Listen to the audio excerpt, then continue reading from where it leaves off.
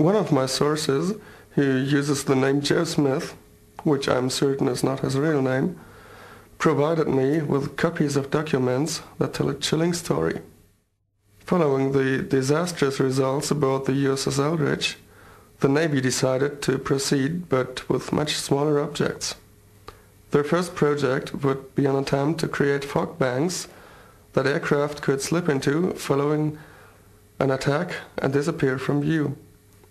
The Grumman Avenger torpedo bomber was chosen for the first experiment, which was dubbed Burning Glass.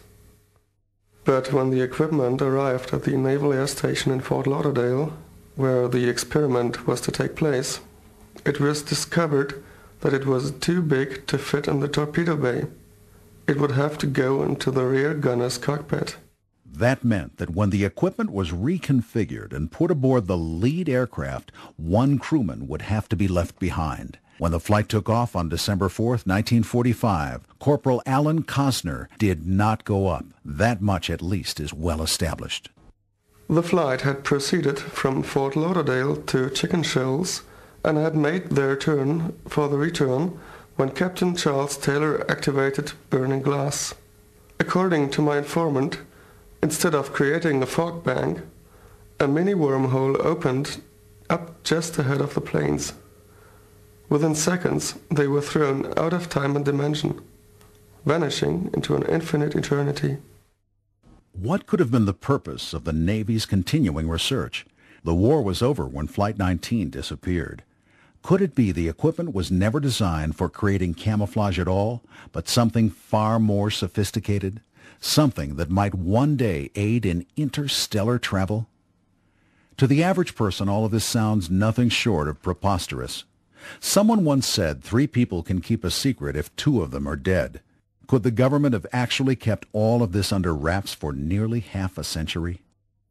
Short of the Navy throwing open the doors of the Montauk installation or giving serious journalists access to all of their World War II research files, there doesn't seem to be any way of corroborating Carl Allen's letters to Morris K. Jessup or Al Bielek's incredible memories. If past government responses to questions that touch on UFOs is any indication, nobody will see the inside of Montauk or the Navy files anytime soon.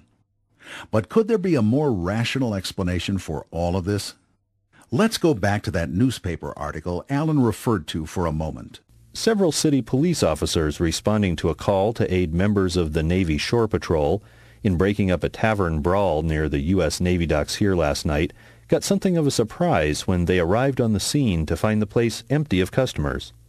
The Shore Patrol arrived first and cleared the place out, but not before 2 of the sailors involved allegedly did a disappearing act.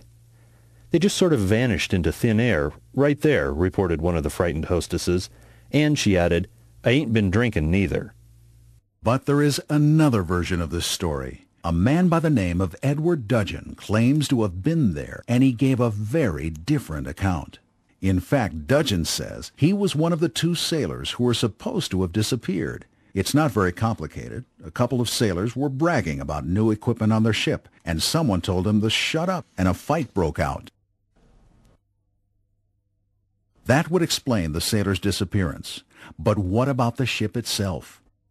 According to an interview that Jacques Vallée conducted with Edward Dudgeon, who was a witness on the USS Engstrom, which was the ship right next to the ΕΛΝΤΡΙΤΖ, the ΕΛΝΤΡΙΤΖ pulled out of harbor that night at 11 p.m. And it was also back in Philadelphia Harbor the next morning, which seems impossible. But if you look at the map, you'll see that merchant ships would have taken 2 days to make the trip, going around submarine nets, mines, and so on. But the Navy used a special inland channel, the Chesapeake-Delaware Canal, that bypassed all that. Well, Dudgeon claimed that the ΕΛΝΤΡΙΤΖ made that trip in about 6 hours.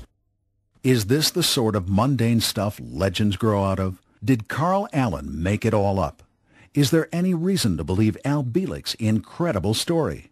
More importantly, does the government use its citizens, particularly the military, to test new technologies, and especially new weapons?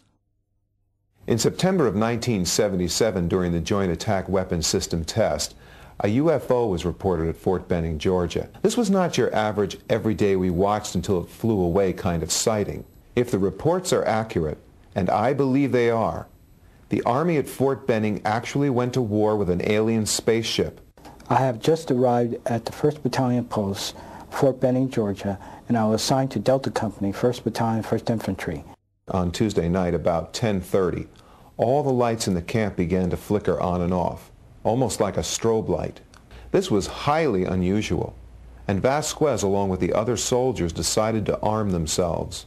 The whole battalion was moving away from the 1st Battalion Post when we saw lights coming up the road. There was a general, the gunner, and a driver in a jeep.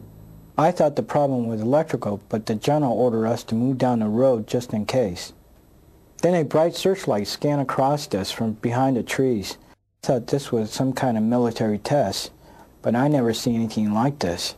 Alpha and Bravo Company ran across the field and drew fire. It wasn't tracers, but small balls of white lights hitting the men. I was firing my M16 into the tree line, and I could hear my bullets hitting something.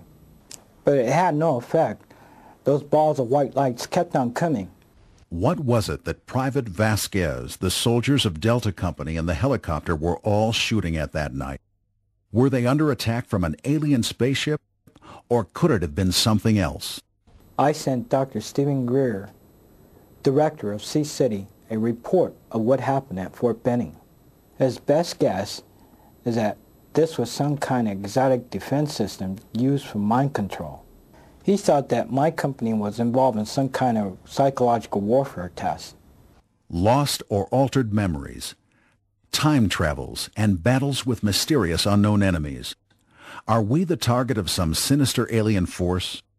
Or are we just being used as unwitting guinea pigs for secret projects designed by mysterious entities who think they know what's best for us?